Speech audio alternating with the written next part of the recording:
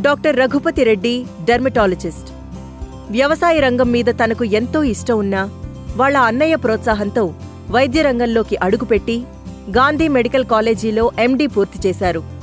ప్రతి ఆదివారం ఫ్రీగా మెడికల్ క్యాంప్స్ ద్వారా ఎందరికో తన అమూల్యమైన వైద్య సేవలందిస్తూ ఆనందిస్తుంటారు డాక్టర్ రఘుపతి రెడ్డి.